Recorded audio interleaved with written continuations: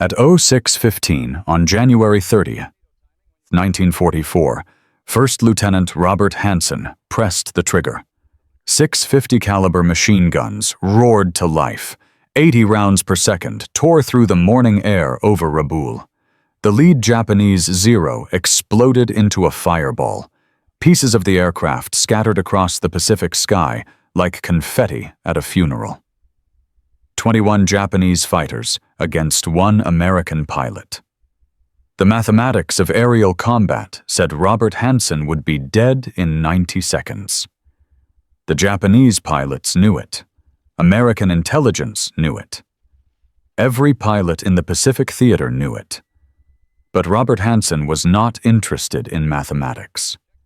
23 years old, son of Methodist missionaries, former wrestling champion from India, and in exactly 47 minutes, he would become the most dangerous fighter pilot the Pacific had ever seen. 21 confirmed kills in 17 days. That was his record before this morning. By the time the sun set over Rabaul, that number would climb even higher. His F4U Corsair would return to base with 47 bullet holes. His engine would be dying. His hydraulic system would be leaking. And the Japanese Imperial Navy would lose more aircraft to one man than they had lost to entire American squadrons. This is the story of Butcher Bob Hansen, the pilot who broke every rule of aerial combat, the man who turned suicide missions into hunting expeditions, and the warrior who shocked the entire Pacific theater with a response that military historians still struggle to explain. But to understand how one pilot could defy impossible odds, we need to go back to where this story really begins. The South Pacific in late 1943 was a nightmare for American pilots. Rabaul was the problem.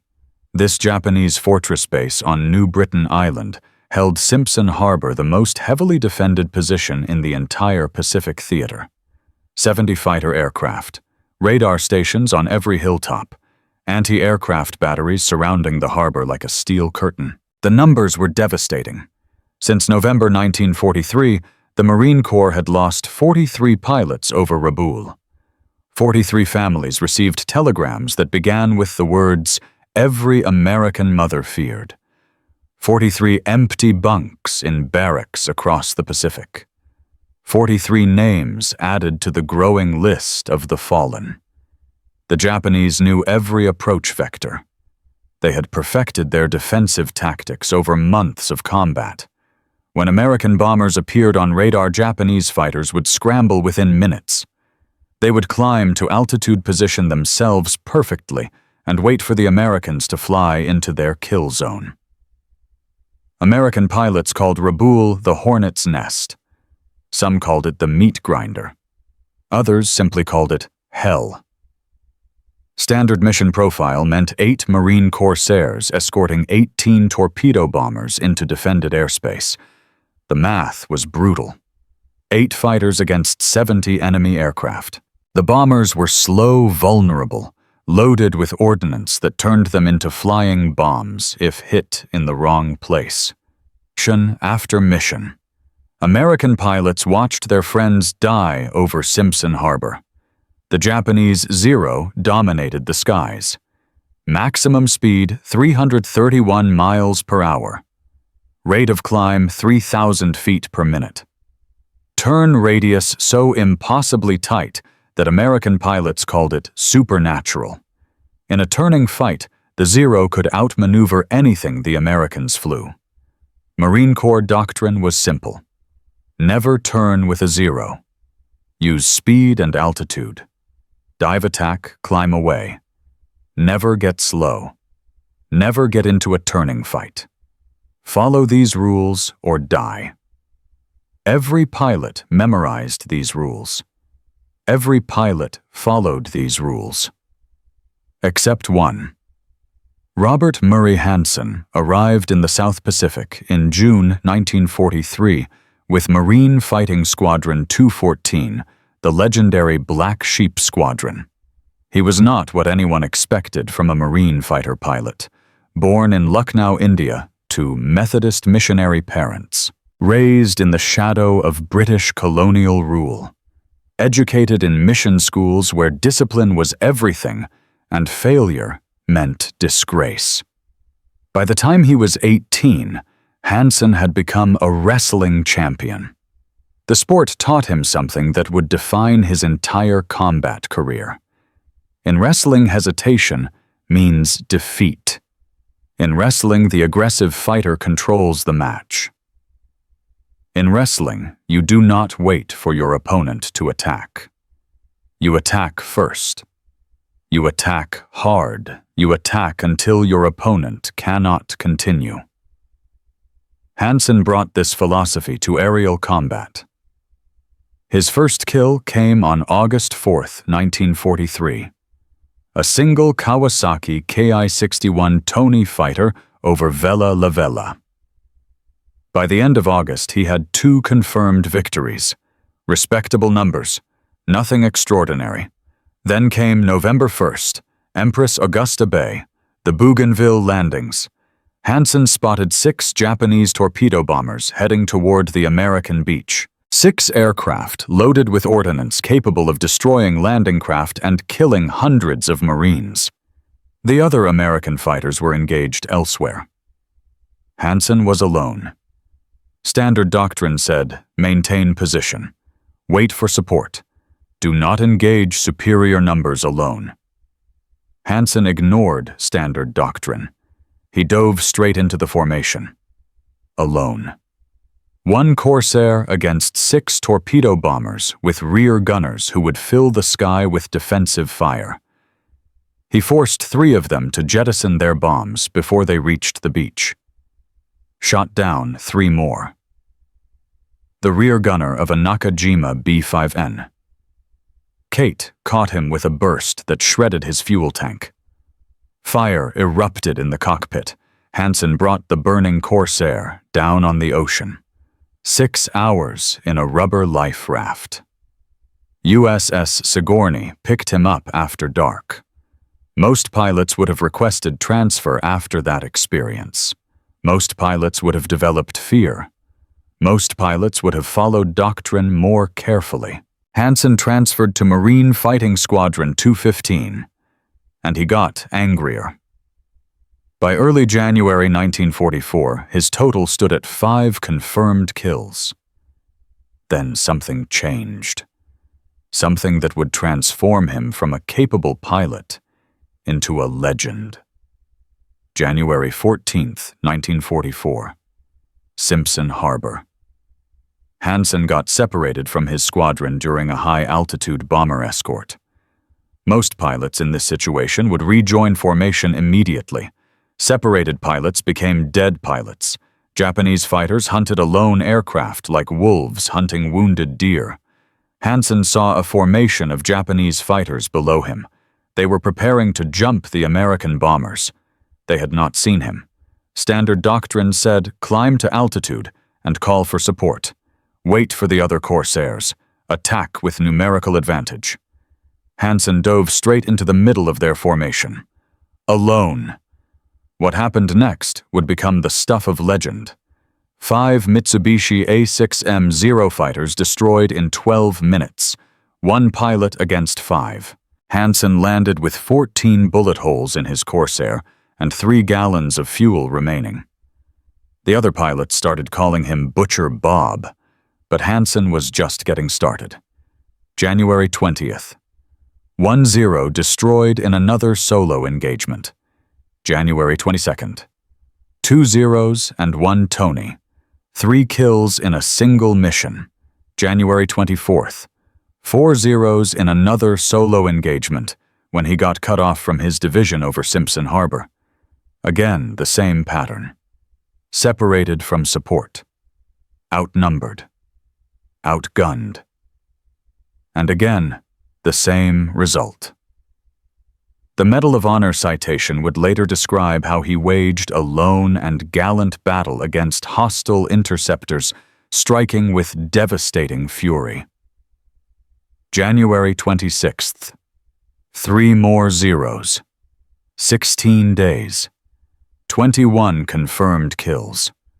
The nickname spread through every squadron in the South Pacific.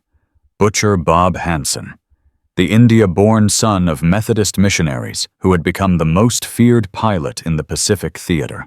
The other pilots watched him with a mixture of admiration and unease. Hansen flew with a cold, mathematical precision that bordered on recklessness. He did not avoid combat. He hunted it. When Japanese formations appeared, other pilots maintained formation discipline. Hansen broke formation and dove straight into the enemy. His commanding officer, Major Robert Owens, had tried to ground him twice, told him he had done enough. Hansen refused. There were still Japanese aircraft in the sky. There was still work to be done. By January 30th, Hansen was scheduled to rotate back to the United States on February 10th. 1 week, and he would be on a transport ship heading home. His war was supposed to be over. But Robert Hansen had different plans. The briefing that morning was routine. Intelligence reported a major Japanese convoy movement near Rabaul. Every available bomber would hit Simpson Harbor. Every available fighter would escort them. The mission would launch at dawn. Hansen walked to his Corsair in the pre-dawn darkness. Bureau number 56039, the same aircraft he had flown for the past month. The same inverted gull-wing fighter that had carried him through 6 consecutive missions over the most heavily defended target in the Pacific. The Pratt & Whitney R2800 double wasp engine caught on the 3rd blade. That distinctive sound of 2,000 horsepower waiting to be unleashed. 417 miles per hour maximum speed, 650 caliber Browning machine guns, 2,400 rounds of ammunition.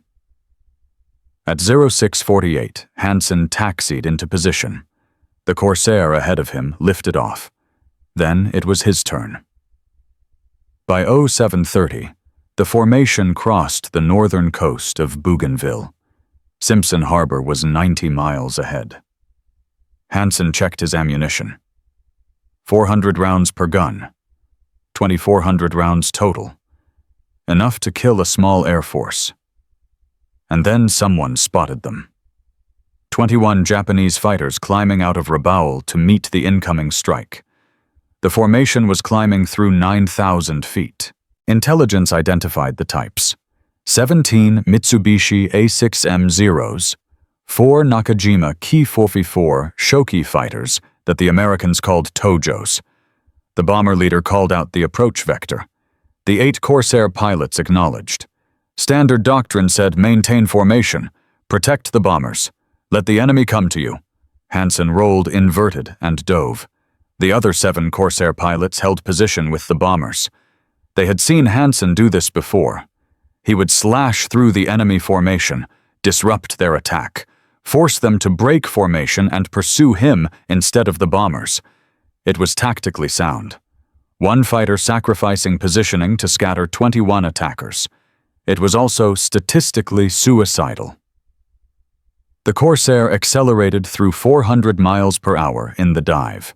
Hansen picked his target, the lead 0 in the formation. Standard tactic: kill the leader, scatter the formation.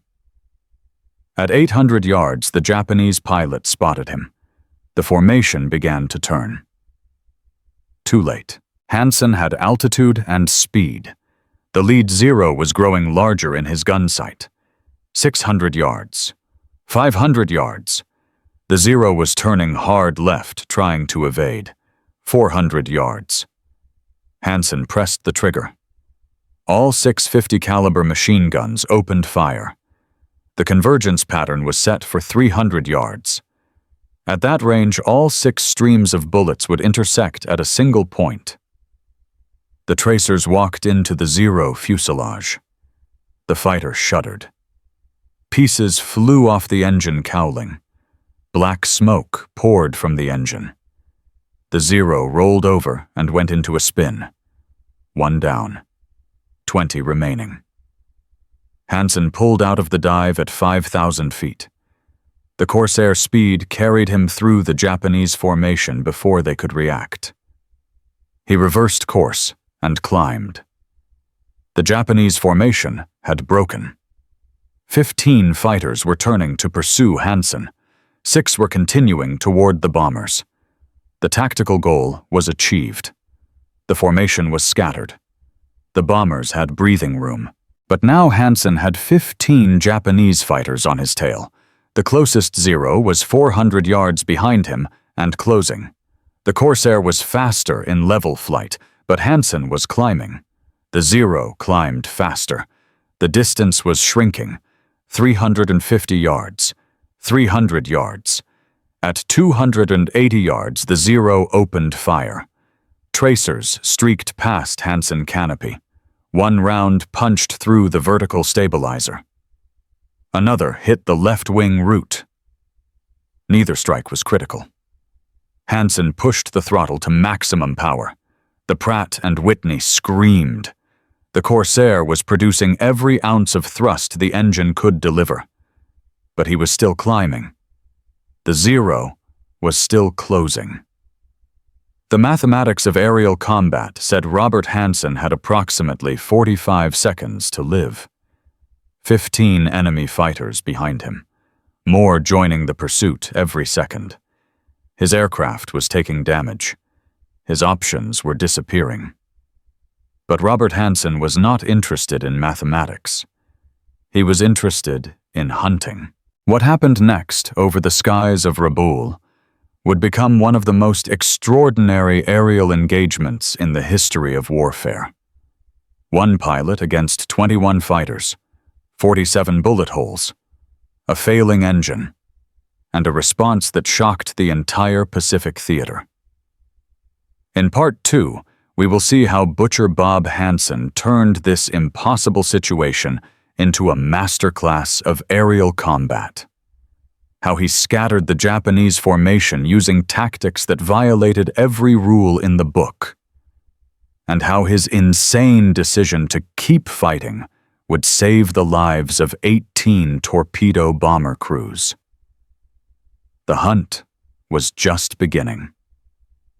1 Marine pilot, 21 Japanese fighters, and a decision that violated every rule of aerial combat. In Part 1, we saw Robert Hansen dive alone into a formation of enemy aircraft over Rabaul.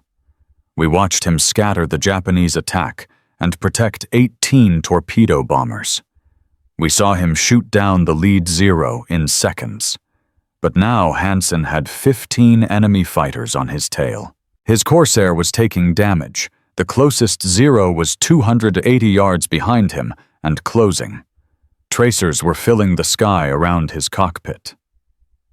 The mathematics said he should be dead.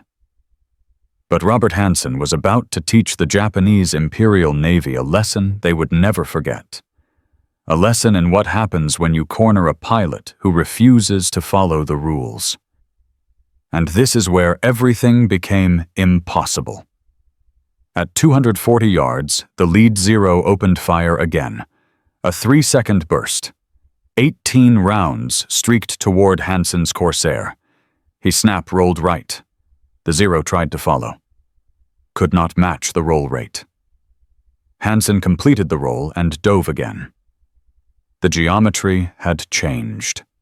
The Zero was still behind him, but no longer in a favorable firing position. Hansen was building speed again. The separation increased. 260 yards. 300 yards.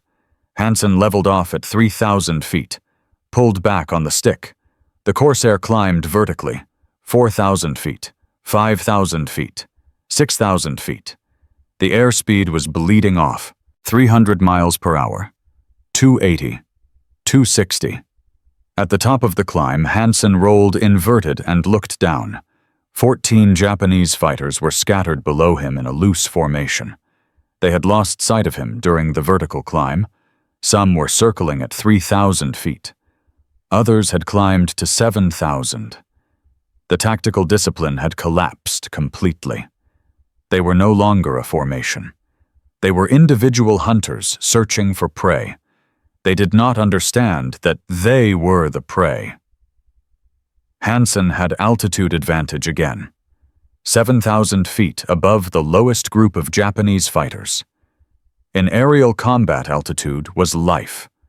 The pilot with altitude chose when to engage, could dive to attack, could climb to escape.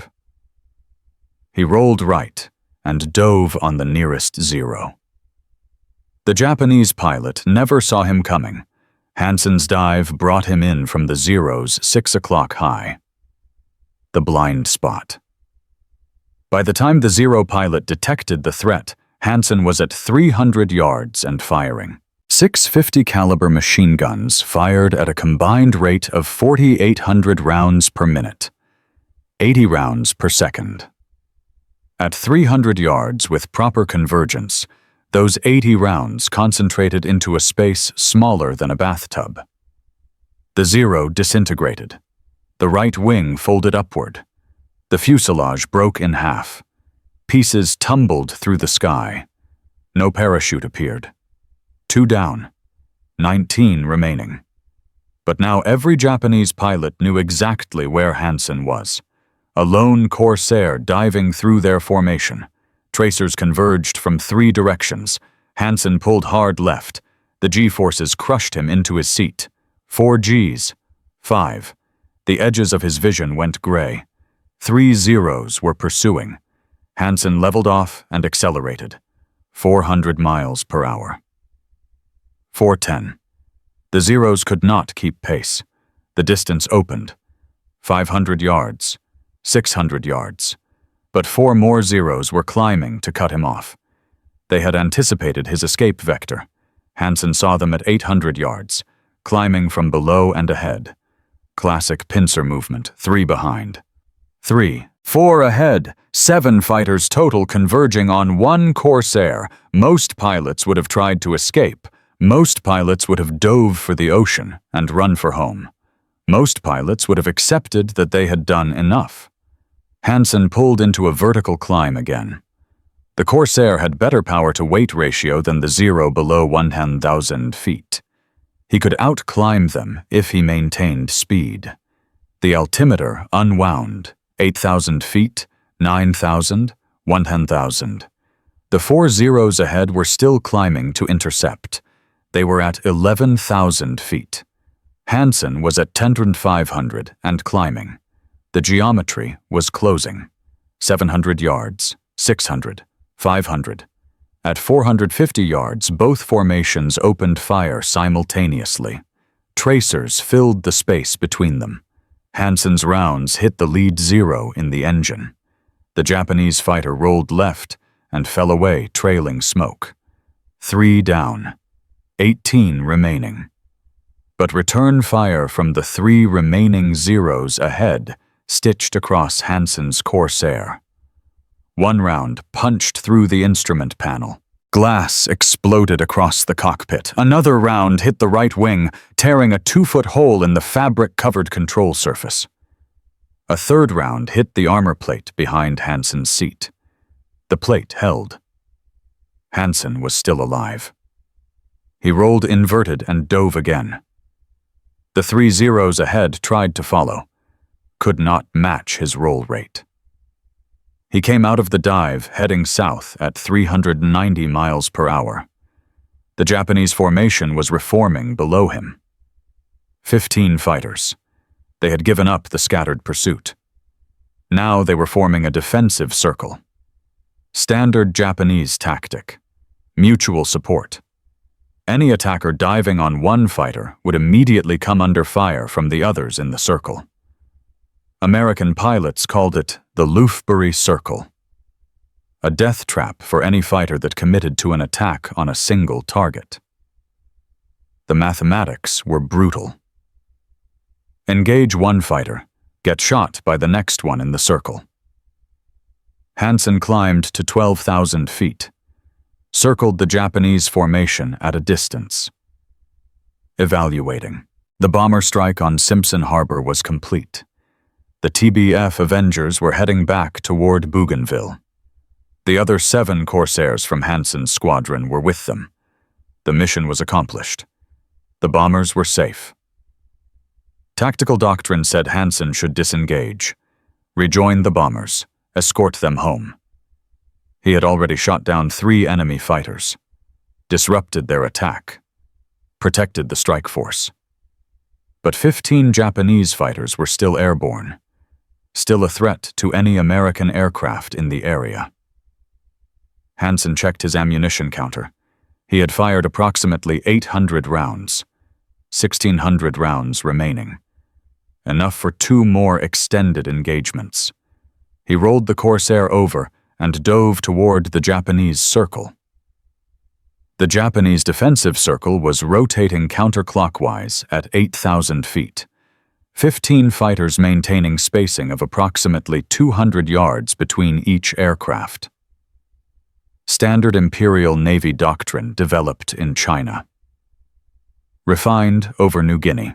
When one fighter came under attack, the fighter behind would immediately have a clear shot at the attacker.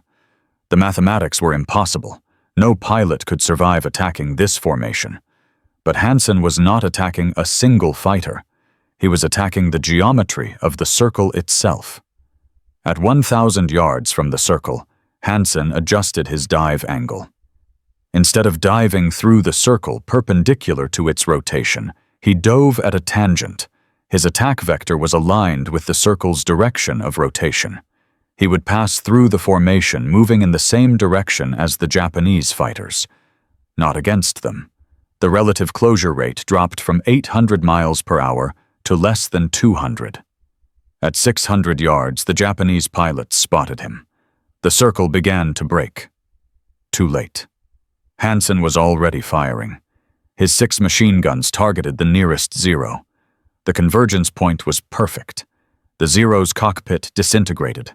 The fighter went inverted and fell. 4 down. 17 remaining. Hansen pulled out of his dive inside the circle. Instead of climbing away, he rolled level and accelerated along the same path as the rotating fighters. He was now part of their formation, flying with them, not against them. The tactical geometry had inverted completely. The Japanese fighters behind Hansen in the circle could not fire without hitting their own aircraft ahead. The fighters ahead could not turn back to engage without colliding with the fighters behind them. Hansen had 3 seconds before the formation collapsed completely.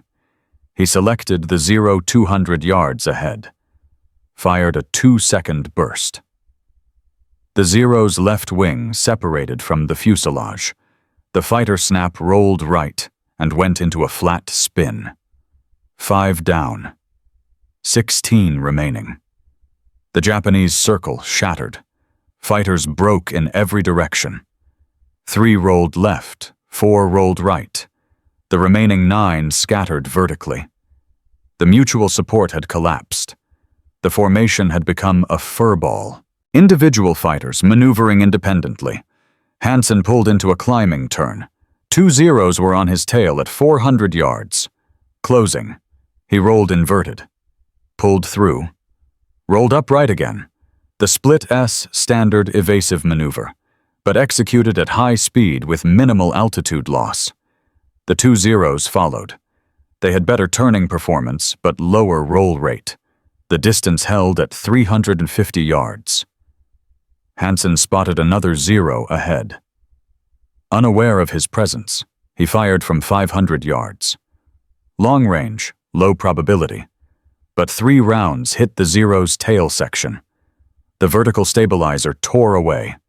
The Zero went into an uncontrolled yaw and dove toward the ocean. 6 down. 15 remaining. But now 5 Japanese fighters had formed a loose gaggle behind Hansen. Not a proper formation. Just 5 pilots converging on the same target. The lead Zero was at 300 yards and firing. Tracers walked up Hansen's left side. One round hit the canopy rail. Another punctured the fuselage behind the cockpit. A third hit the left main landing gear door. Hansen felt the Corsair shudder. The hydraulic system was leaking. Red fluid streamed along the fuselage. He pushed the throttle to maximum continuous power. Not war emergency power. Not yet. He needed to preserve the engine. The temperature gauge was already climbing. The coolant system had taken damage. The 5 Zeros pursued. They were maintaining formation now. Proper tactical discipline. One would engage while the others provided cover. If Hansen turned to engage the attacker, the others would have clear shots. The altimeter read 7,000 feet. Hansen was descending. The Zeros were forcing him down, reducing his altitude advantage. In another 3,000 feet, he would be at their optimal fighting altitude, 4,000 feet, where the Zero's superior maneuverability would dominate. The lead Zero fired again. A long burst. 20 rounds. Hansen saw the tracers and broke hard right. The G-forces crushed him into the seat. 6 Gs. 7.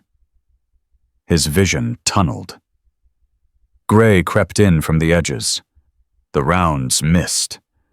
But now a second Zero was in firing position, 280 yards behind Hansen and tracking.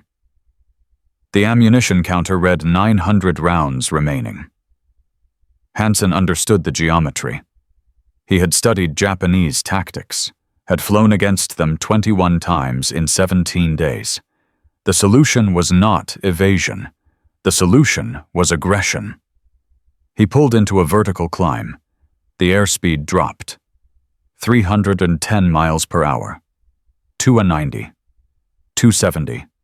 The 5 Zeros climbed with him. They were lighter. They climbed faster. The distance closed. 400 yards, 350, 300. At the apex of his climb, Hansen executed the hammerhead turn. The Corsair hung vertical for half a second, then fell nose down. He was now diving directly at the 5 climbing Zeros. Head-on pass. Closure rate 700 miles per hour. Time to firing position 3 seconds. The Japanese pilots scattered. 2 rolled left. 2 rolled right. 1 continued climbing straight ahead. That pilot committed to the head on engagement.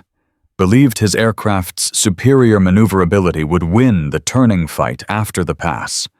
Hansen fired at 400 yards. The relative motion made aiming difficult. Both aircraft were moving at high speed on converging vectors. The bullet stream had to lead the target. Account for deflection. Account for gravity drop. Account for the target's rate of climb. 20 rounds hit the Zero's engine. The cowling exploded. Oil sprayed across the windscreen.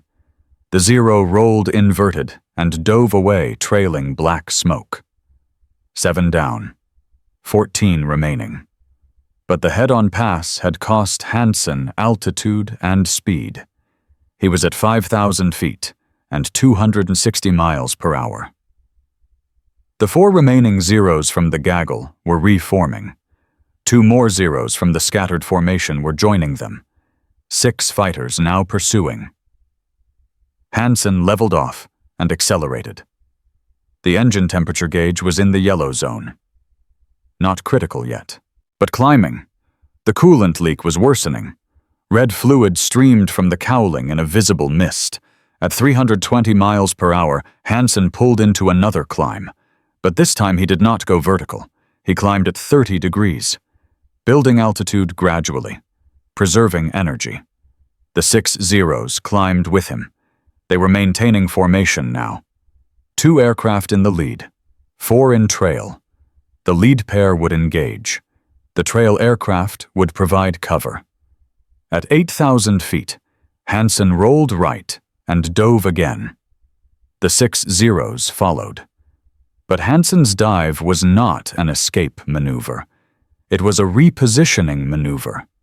He dove for 1,000 feet, then pulled level and reversed course. He was now heading directly toward the 6 pursuing Zeros. Another head-on pass. But this time, the geometry was different. The Zeros were in a vertical stack. 2 at 8,000 feet, 2 at 7,500, 2 at 7,000. Hansen was at 7,000 feet level and accelerating. He targeted the lowest pair at 600 yards. Both Zeros opened fire. Hansen fired simultaneously. Tracers filled the space between them. Closure rate 680 miles per hour. Time to impact 2 seconds.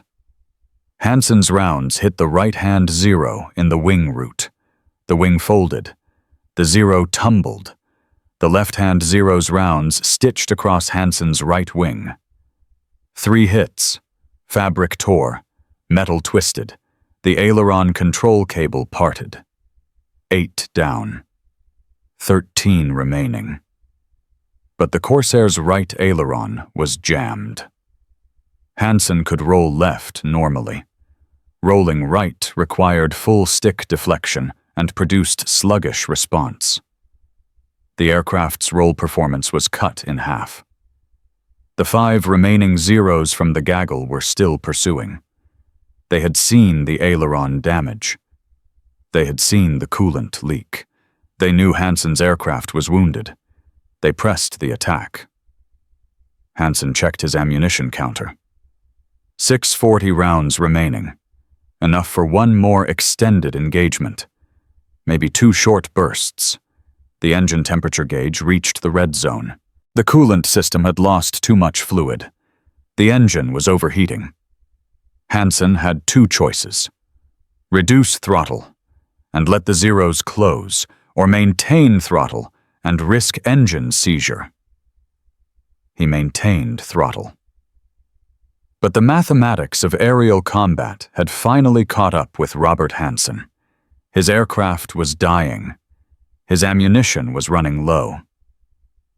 13 enemy fighters were still hunting him, and in Part 3, we will see whether Butcher Bob Hansen could survive the final desperate minutes of this impossible engagement, whether his damaged Corsair could carry him home, and what price he would pay for shocking the entire Pacific theater. The hunt was not over yet. 1 pilot, 21 fighters, 8 confirmed kills, 47 bullet holes, and a dying engine. In Parts 1 and 2, we watched Robert Hansen dive alone into the most dangerous airspace in the Pacific. We saw him scatter the Japanese formation. We watched him destroy 8 enemy aircraft using tactics that violated every rule of aerial combat. We witnessed him turn the Japanese defensive circle into a death trap for the defenders themselves. But now his Corsair was crippled. The right aileron was jammed. The hydraulic system was bleeding red fluid across the fuselage. The engine temperature gauge was pinned in the red zone. 13 enemy fighters were still hunting him, and this is where survival became impossible. At 9,000 feet, Hansen rolled left and dove toward the ocean. The 5 Zeros on his tail followed. They were at 400 yards and closing. Hansen leveled off at 2,000 feet. The ocean surface was dark blue below. White caps marked the swells. The engine was dying. The coolant leak had become a stream. Maximum speed had dropped from 417 miles per hour to 390. The Zeros were faster now. They were gaining. At 300 yards, the lead Zero fired. A 4-second burst. 30 rounds. Hansen rolled left, full deflection, the only direction his damaged aileron would respond quickly. The tracers passed behind him, but the roll had cost him airspeed. 380 miles per hour. 360. The Zeros were at 280 yards now. Hansen pulled into a climbing turn, not vertical, not aggressive, a defensive spiral, trying to force an overshoot. The Zeros climbed with him. They had altitude advantage. They had speed advantage. They had numbers advantage. At 4,000 feet, Hansen reversed the turn, rolled left again. The damaged aileron screamed in protest. Metal groaned. The control cable was fraying. 2 Zeros overshot, passed in front of Hansen's nose. He fired a 1-second burst at the nearest one. 50 rounds. The Zero's tail section shredded. The fighter went into a flat spin. 9 down, 12 remaining. But the burst had cost him ammunition. 590 rounds remaining. The gun camera was recording everything, but gun camera footage required confirmation. Wreckage, witnesses. Without confirmation, kills became probables. Probables did not count toward official scores. The remaining 4 Zeros from the immediate gaggle had reformed. 2 on his left, 2 on his right. Bracket formation. Classic trap. If Hansen turned left, the right pair had a shot. If he turned right, the left pair had a shot. If he continued straight, both pairs converged. Hansen pulled vertical again. The airspeed bled off. 300 miles per hour. 280. 260. The Corsair was wallowing. The controls felt mushy. The damaged aileron was affecting overall control authority. At the apex of the climb, Hansen rolled inverted and dove. But this time his dive was not toward the Zeros. It was toward Bougainville. Southeast. Away from Rabaul. Away from the combat zone. The tactical decision was made. He could not continue the engagement. The aircraft was too damaged. The engine was failing. The ammunition was nearly expended. Continuing the fight meant certain death. The 4 Zeros pursued, but Hansen's dive had given him separation. 400 yards, 450, 500. At 600 yards, the Zeros broke off pursuit. They turned back toward Rabaul. Japanese doctrine did not favor extended pursuits. Fuel was limited. The base was behind them. Chasing a single damaged Corsair southeast was tactically unsound. Hansen maintained his southeast heading. Airspeed 340 miles per hour. Altitude 3,000 feet. Distance to Bougainville, 87 miles.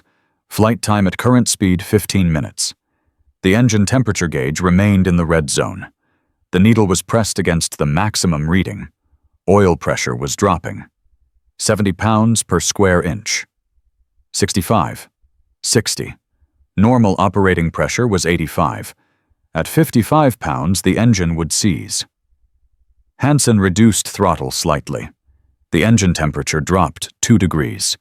The oil pressure stabilized at 58 pounds. Not climbing, not falling, holding. The airspeed dropped to 310 miles per hour. Flight time increased to 17 minutes. Below the ocean was empty. No ships, no rescue vessels, no friendly aircraft. If the engine failed, Hansen would ditch in open water.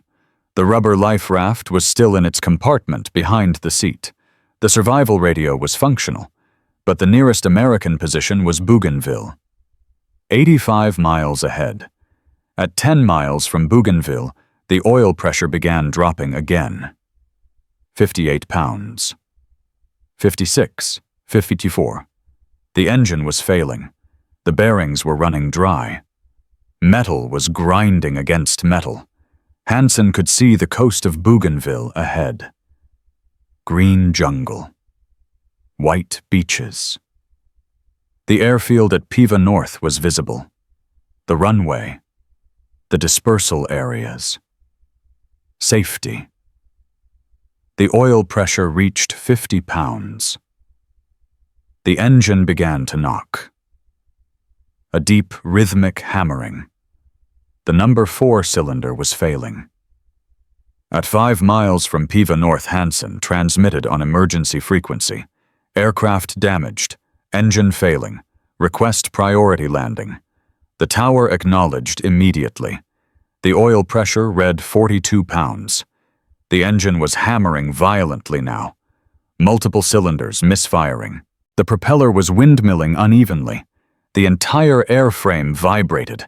Hansen dropped his landing gear manually. The hydraulic system had failed completely. He pulled the emergency gear extension handle. 3 green lights appeared on the panel. All 3 landing gear locked down. He crossed the coast at 1,000 feet. The airfield was 2 miles ahead. Fire trucks were already rolling toward the approach end. Standard procedure for damaged aircraft. The oil pressure dropped to 38 pounds. The engine seized. The propeller stopped. The hammering ceased. The Corsair became a glider. Rate of descent 800 feet per minute. Distance to runway threshold 1 mile. Altitude 900 feet.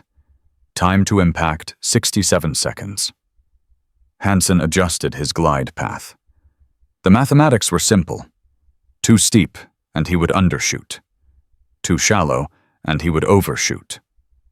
The margin was less than 2 degrees. At 500 feet, he was aligned with the runway centerline. Rate of descent, 700 feet per minute. Airspeed 110 miles per hour. The Corsair stall speed was 87 miles per hour with gear down. He had 23 miles per hour margin. At 200 feet, the approach was stable. At 100 feet, Hansen pulled back slightly on the stick. Flared the descent. The main gear touched down 140 feet past the threshold. Perfect. The tailwheel settled. The Corsair rolled to a stop, 800 feet down the runway. Fire trucks surrounded the aircraft. Ground crew swarmed over it. Hansen shut down all systems and climbed out. The Corsair looked like it had flown through a metal shredder. 47 bullet holes. The right aileron was hanging by 2 cables. The left wing had a 3-foot section of fabric torn completely away. The engine cowling was blackened and cracked. Oil covered the entire right side of the fuselage. The vertical stabilizer had 6 holes. The rudder had 4 more. The ground crew counted the holes, photographed the damage, marked each impact point with chalk, standard procedure for damaged aircraft. The intelligence officer arrived with a clipboard. Standard debriefing procedure. How many enemy aircraft encountered? How many engaged? How many destroyed? How many probable? How many damaged? Hansen reported 9 enemy aircraft destroyed. The other 7 Corsair pilots from the mission had returned 30 minutes earlier. They provided witness statements. They had seen Hansen dive into the Japanese formation, had seen him scatter the attack, had seen multiple enemy fighters go down, but they could not provide exact counts. The engagement had been too chaotic, too fast, too far away. The gun camera footage was reviewed that afternoon. The film showed 3 confirmed kills, clear imagery, definite destruction, no ambiguity. Intelligence cross-referenced the gun camera footage with witness statements and Japanese radio intercepts. The final tally: 4 confirmed victories, 2 Mitsubishi A6M0s, 2 Nakajima Ki-44 Tojos. The other 5 claims were downgraded to probables. 4 confirmed victories brought Hansen's total to 25. He was now tied with Captain Joseph Foss and Major Gregory Boyington for the highest score among active Marine Corps pilots in the Pacific Theater. 1 behind Captain Eddie Rickenbacker's World War I record of 26. The war correspondents arrived that evening.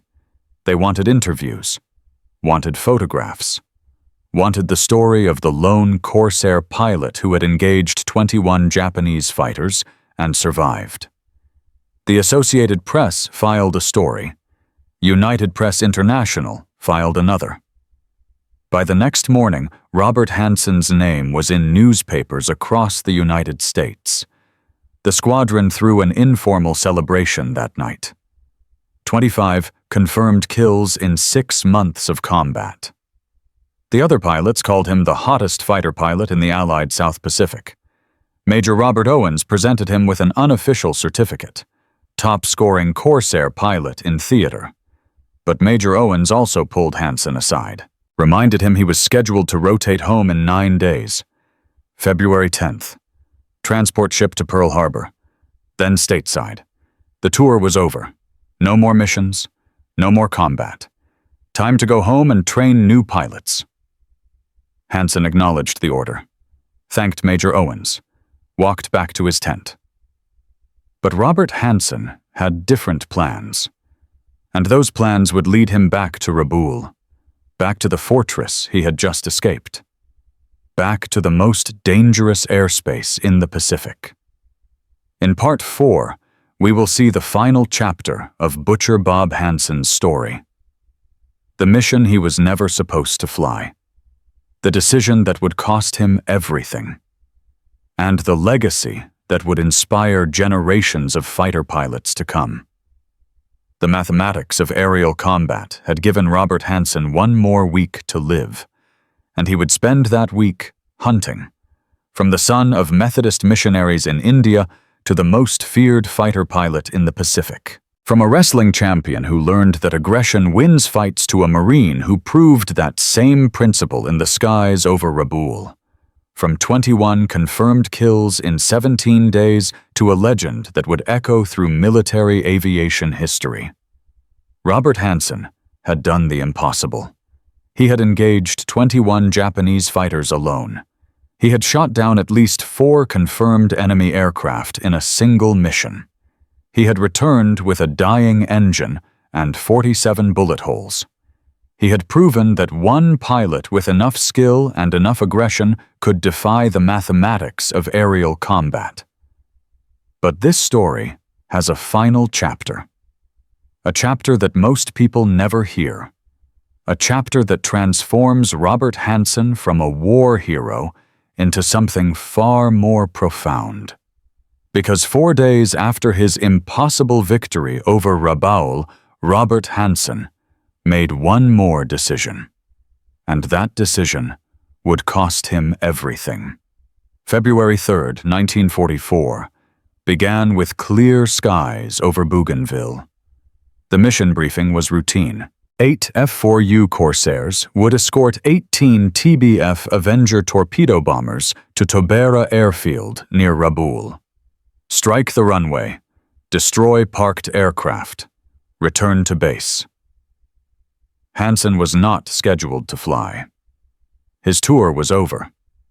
He was supposed to be processing out, packing gear, preparing for the transport ship that would leave in 7 days. February 10th. Home. But one of the scheduled pilots had developed severe stomach problems during the night. Food poisoning. The squadron needed a replacement. Hansen volunteered. Major Robert Owens tried to refuse, told Hansen he had done enough. 25 confirmed kills. Medal of Honor pending. Navy Cross awarded. Time to go home.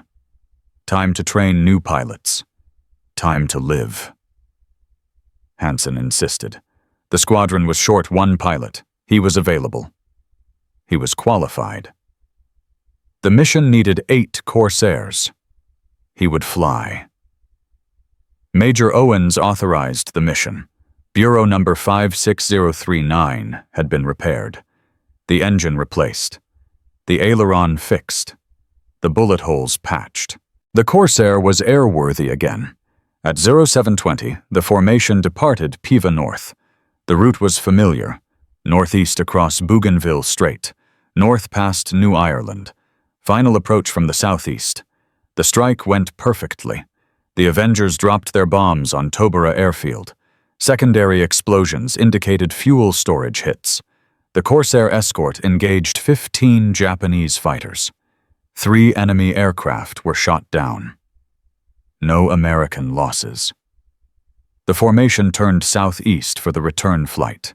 The route home would pass Cape St. George, the southern tip of New Ireland. A prominent lighthouse stood on the cape. Japanese intelligence used it as an observation post. Anti-aircraft batteries surrounded the position. Radar installations dotted the hillside. As the formation passed over Cabaanga Bay, Hansen broke formation. He dove toward Cape St. George. The lighthouse was visible below. White tower, black top, clear target. The other pilot saw him go, called on the radio. Hansen did not respond. He was committed to the attack. At 1,000 feet, Hansen opened fire. The 50 caliber machine guns raked the lighthouse. Stone chips exploded from the tower. Windows shattered. The Japanese anti-aircraft batteries responded immediately. 25mm guns, 40mm guns. Tracer fire filled the air. Hansen pulled up from the strafing run. His right wing hit the water. The impact was catastrophic. The wing tore away from the fuselage. The Corsair cartwheeled. Hansen tried to level the aircraft. The remaining wing generated lift. The Corsair climbed briefly, 50 feet, 100 feet. Then the fuel in the separated wing ignited, a massive fireball. The blast wave hit the cockpit. The canopy shattered. The fuselage twisted. For 1 second it appeared Hansen might execute a controlled water landing. The Corsair was nearly level. The descent rate was decreasing. Then the aircraft snap rolled inverted and hit the ocean at 140 miles per hour. The Corsair disintegrated on impact. Pieces scattered across 200 yards of ocean surface. The fuselage sank immediately. No parachute appeared. No life raft deployed. No survival radio transmission. Major Owens circled the crash site for 15 minutes. Saw only wreckage and an oil slick. The VMF 215 War Diary entry for February 3rd was brief. Lieutenant Hansen did not return from this hop. Robert Murray Hansen was 23 years old. 1 day before his 24th birthday. 7 days before his scheduled return to the United States. But the legacy of Butcher Bob Hansen did not die in the waters off Cape St. George. He was posthumously promoted to captain. Awarded the Medal of Honor, the Navy Cross, the Air Medal. His name was inscribed on the Wall of the Missing at Manila American Cemetery. A destroyer, USS Hansen, was commissioned in his honor in 1945. In 1968, the Marine Corps Aviation Association established the Robert M. Hansen Award, given annually to the best Marine fighter attack squadron. That award continues today. More than 50 years after his death, Robert Hansen's name is still spoken in Marine Corps ready rooms around the world. His official record stands at 25 confirmed victories. The second highest scoring Marine fighter pilot of World War II, the top scoring F4U Corsair pilot in history. A record that has never been broken. But the 4 victories on January 30th were never fully confirmed. Gun camera footage was incomplete. Witness statements were ambiguous. Intelligence reports were inconclusive. Some historians believe his actual total was higher, perhaps 27, perhaps 29. The exact number will never be known. What is known is this: Robert Hansen flew in a way that no other pilot dared. He violated doctrine. He ignored orders. He broke formation and dove alone into impossible odds. And somehow, against every calculation of mathematics and probability, he survived again and again, until he did not. The question that haunted the pilots who knew him was simple. Why did Hansen break formation on February 3rd? Why did he dive on a lighthouse defended by anti-aircraft batteries? Why did he risk everything when he was 7 days from going home? The answer lies in understanding who Robert Hansen truly was. He was not a pilot who flew missions. He was a hunter who happened to have wings. The other pilots maintained formation discipline because doctrine said so. Hansen broke formation because he saw targets. The other pilots counted days until rotation. Hansen counted opportunities to fight. Major Owens had tried to ground him twice. Not as punishment, as protection. Owens had seen pilots like Hansen before, pilots who pushed too hard, pilots who took risks that statistics said would kill them, pilots who believed they were invincible until the moment they discovered they were not. Hansen's response was always the same.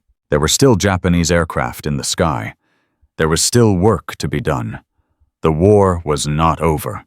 On February 3rd, Hansen saw the lighthouse. He saw the Japanese observation post. He saw a target. And Robert Hansen did not leave targets standing. The tragedy is not that Hansen died. The tragedy is that Hansen died doing exactly what he always did: attacking, hunting, fighting. The same instincts that made him the deadliest Corsair pilot in the Pacific were the instincts that killed him.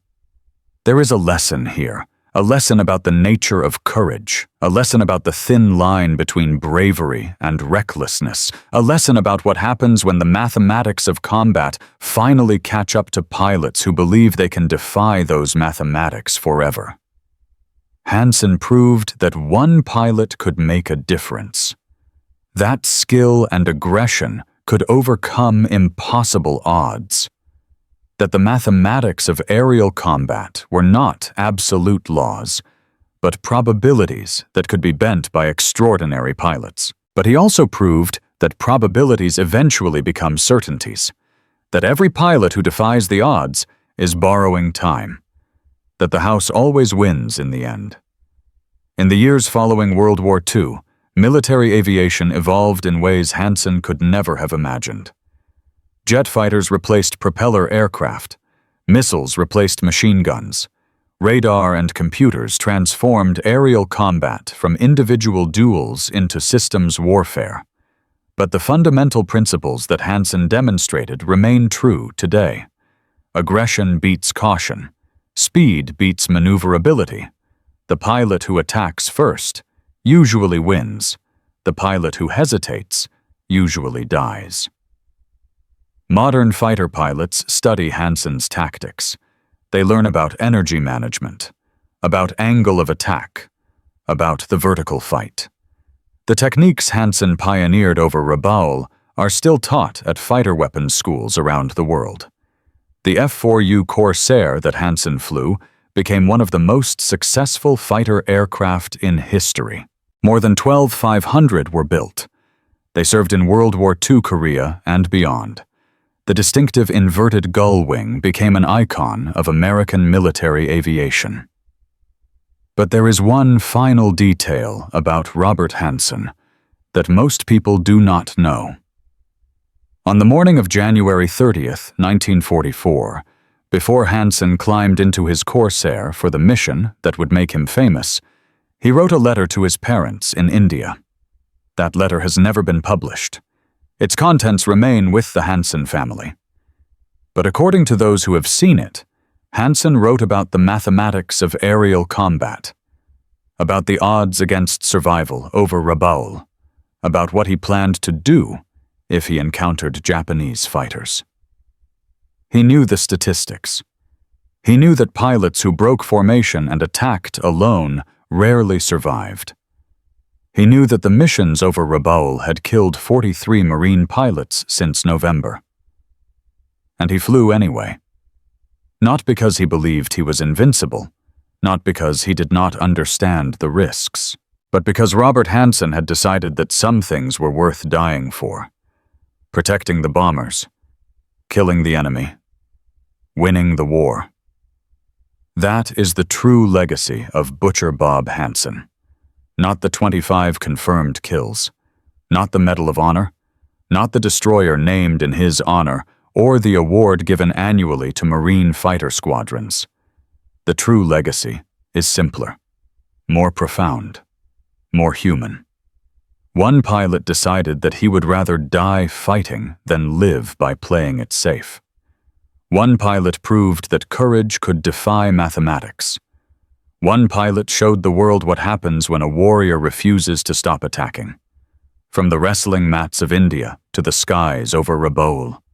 From a missionary's son to the deadliest Corsair pilot in history. From 21 Japanese fighters to one American legend. Robert Murray Hansen flew 25 combat missions.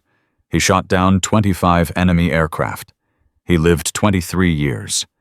And in those 23 years, he proved something that military academies still teach today. The mathematics of combat say that one pilot cannot defeat 21 enemy fighters. The mathematics say that breaking formation is suicide. The mathematics say that aggression gets pilots killed. Robert Hansen disagreed, and for 47 minutes over Rabaul on January 30th, 1944, Robert Hansen was right. If this story moved you the way it moved us, hit that like button. Every single like tells the algorithm to show this story to more people. Hit subscribe and turn on notifications. We are rescuing forgotten stories from dusty archives every single day. Stories about pilots who fought alone over Pacific waters. Real people, real courage, real sacrifice. Drop a comment and tell us where you are watching from. Tell us if someone in your family served. Tell us if you knew Hansen's story before today. And remember this, somewhere in the Pacific Ocean beneath the waves off Cape St. George lies the wreckage of Bureau number 56039, the Corsair that carried Butcher Bob Hansen through 6 impossible missions. The aircraft that defied the mathematics of aerial combat until the mathematics finally won. That wreckage has never been found, but the legend of the pilot who flew it will never be forgotten.